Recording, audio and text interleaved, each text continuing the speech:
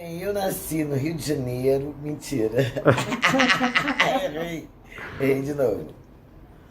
Bom, eu nasci em Vitória do Espírito Santo, sou uma capixaba legítima, onde eu estudei, me formei em jornalismo na Universidade Federal de lá, na UFES, minha querida UFES, e vim para o Rio de Janeiro em 1986. Escolhi essa cidade para ser artista aqui, para ser conhecida pelo país inteiro, pela minha obra, pelo meu pensamento, pela minha ideia de pela minha ideia de arte e de vivência, pela minha meu pensamento de que a arte pode e deve cumprir um papel na educação. Foi por isso que eu vim para cá, para poder ser ouvida por mais pessoas e mais lugares.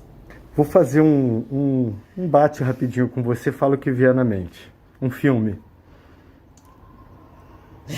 Eles não usam black tie. uma poesia,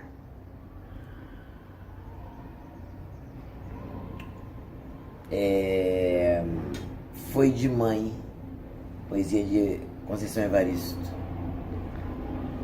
uma música,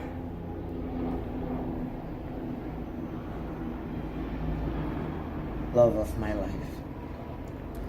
um livro, Vastas emoções e pensamentos imperfeitos. Rubem Fonseca. um ator, Grande Hotel.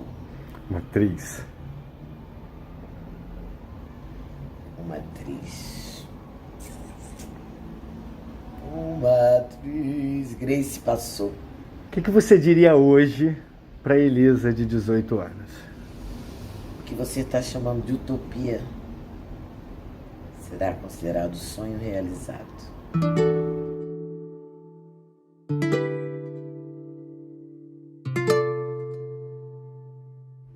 Minha primeira memória com audiovisual, por incrível que pareça,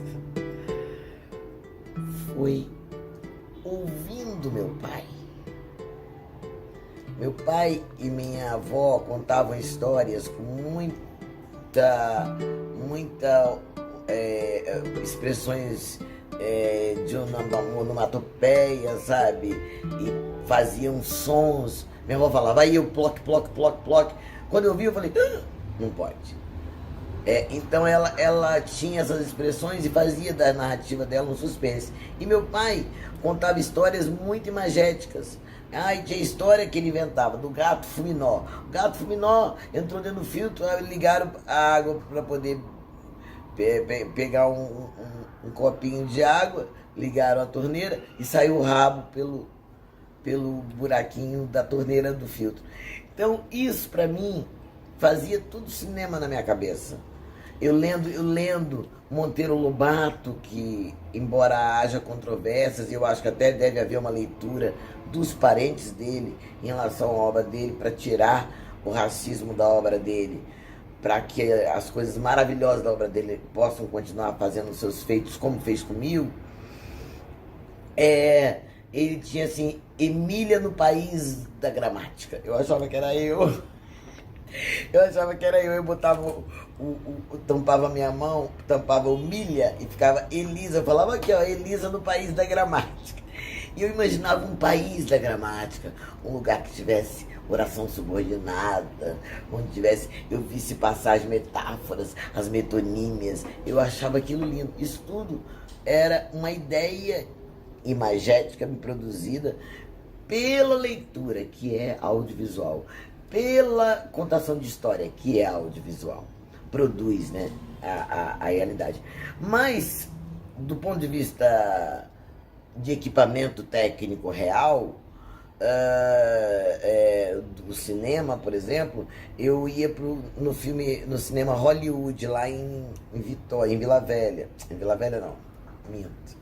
Lá em Jardim América, município de Cariacica. Eu morava em Itaquari.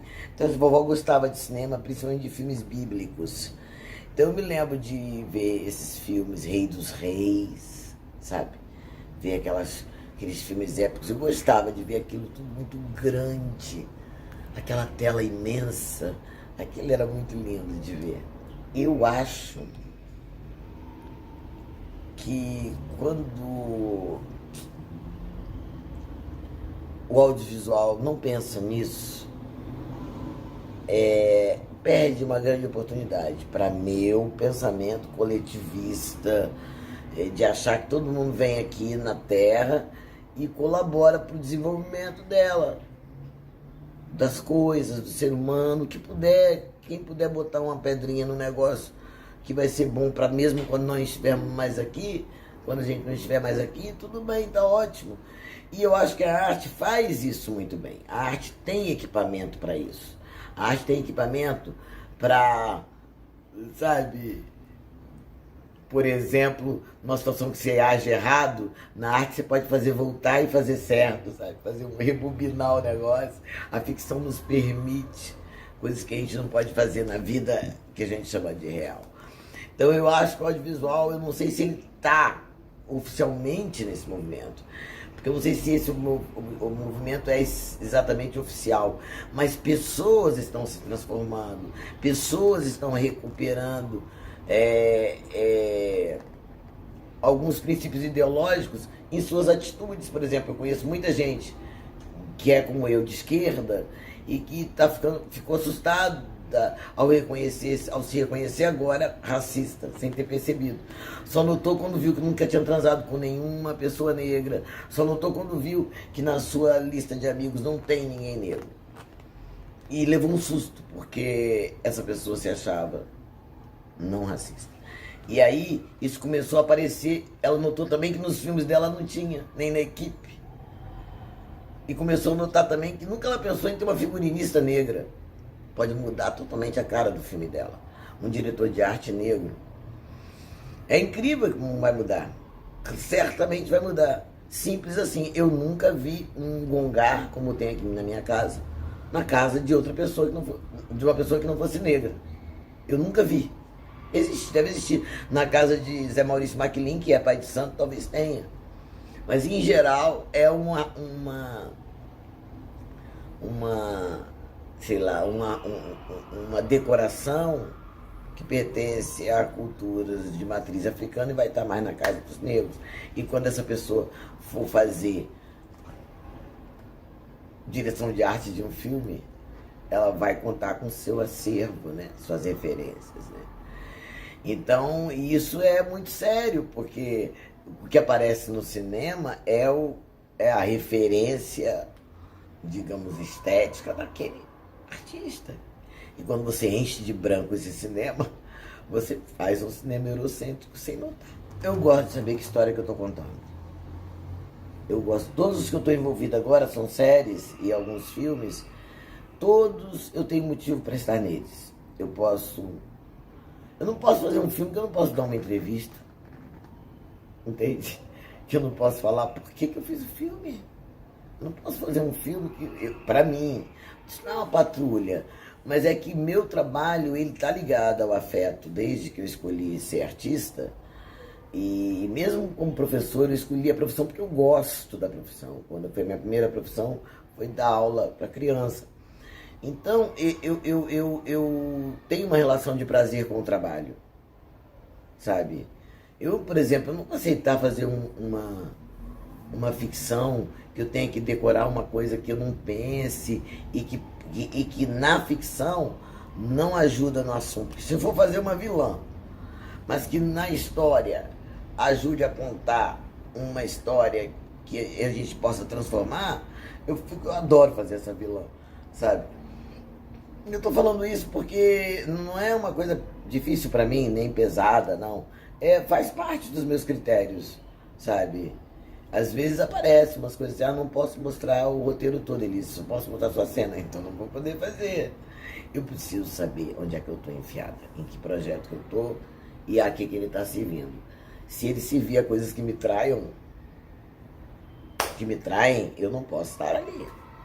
Eu espero do audiovisual muita informação sobre a história do Brasil, a contemporânea e a oficial histórica, porque a história histórica, porque a gente tem um déficit imenso porque temos fake news dentro da história da história do Brasil, né? Fake news mesmo, por exemplo, porque quando você diz que a Princesa Isabel é a redentora, que a Princesa Isabel é a boazinha, você, nessa canetada, você despreza toda a luta de Palmares, toda a revolução que os pretos fizeram nas quilombagens.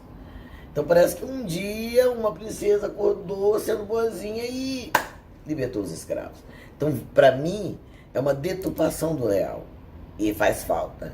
Faz falta não ter página sobre o quilombo de Palmares, que durou 100 anos, um estado em Alagoas. Um estado dentro de Alagoas. Então, nós temos que contar essa história para nós. Nós temos que contar nossa história para nós. Contar nossa história recente, artística. Tem documentário sobre Grande Otelo, documentário sobre Ruth de Souza, documentário Léa Garcia, essa memória, principalmente dos pretos. Tem uma dívida imensa do audiovisual com os pretos. Uma dívida gravíssima, cometida inclusive pelo cinema novo. Né? A gente vai lembrar, claro, do Pitanga. Que ali o cinema novo ainda avançou. Do Antônio Pitanga, maravilhoso. Da própria Léa Garcia e Ruth de Souza, mas assim, é de contar no dedo num país preto. Então eu acho que tem até no humor hoje, né? No humor atual brasileiro, né? Então se você fizer um caminho do audiovisual, você vai ver que a gente avançou pouco na coisa dos pretos, a presença negra, tanto na técnica quanto no elenco. E para mim é uma dívida histórica que o audiovisual tem. Isso é o que eu gostaria de ver. E mais uma terceira coisa que eu gostaria muito de ver. Pensamentos que pudessem dar uma educada no brasileiro em relação ao que realmente significa essas pautas significam as pautas da direita. Na verdade, e é verdade, pauta da direita, tortura, tudo que a gente conhece, né? Tem que torturar mesmo, prender, tem que torturar, a polícia tem que matar. Então, as pautas que a gente chama de esquerda, na verdade, não são as pautas da esquerda, são pautas da humanidade. Anti-homofobia, anti-racismo, eu achava que eram pautas, inclusive, cristãs.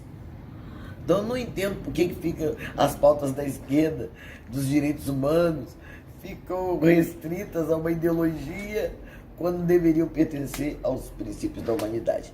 Eu acho que o audiovisual brasileiro tem esse poder e essa oportunidade de fazer isso agora para que o Brasil se veja. Vamos aproveitar e tratar a nossa língua como pátria. Uma pátria da diáspora, uma pátria onde a gente se encontra, não para obedecer essa língua, mas para poder transgredi-la, reinventá-la, como a gente faz cada um com a nossa história. Eu acho que a gente perde muito de andar tão separado, sabe? Eu acho que nós somos um estado, é uma língua com muitos recursos, né? E se a gente pensar, é um poder, porque, por exemplo, a Holanda, só a Holanda que fala holandês. Isso nos dá esse poder, um poder de unir nossas culturas, unir nossas artes, atravessando o oceano sem limite da língua. Conheço gente que pagaria uma fortuna por essa oportunidade. Então, eu acho que a gente tem que juntar nossos tambores, né? Deixa-me ser tambor, como diz o Craveirinho, entendeu? Eu amo Cabo Verde, amo Moçambique, as Áfricas todas que eu conheço me dão um acolhimento. Então, eu aconselho que a gente conte a nossa história. Ninguém pode contar a nossa história, só nós. Contemos a nossa história e me chame para fazer. Eu quero dizer que a gente está num momento no mundo em que a gente deve bater o tambor das alianças, o tambor amoroso, o tambor da resolução de conflitos, sabe? A gente vive num tempo em que um estilhacinho alimenta uma grande boca da guerra. Então, eu estou muito apaixonada por uma poesia que eu escrevi chamada Carta Devolvida, e que um amigo meu me falou: aí Elisa, eu estou apaixonado, ele é negão e se apaixonou por uma diplomata branca, ele é motorista, e ele falou: vou perder essa mulher, minha amiga, eu levo ela sempre nos lugares que ela quer e tal, mas eu tenho medo de cantá-la e perder a amiga. Falei: você tem que dar um jeito dela saber que você quer ela.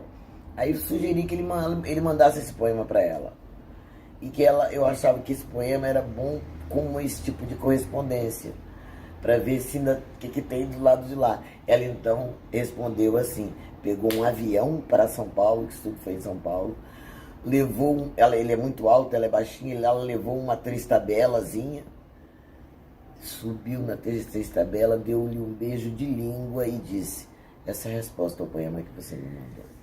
Então eu vou terminar com esse poema, chama Carta Devolvida. Se não gostar mais de mim, não diga nada. Não quero que fiquem gravadas as palavras do não querer.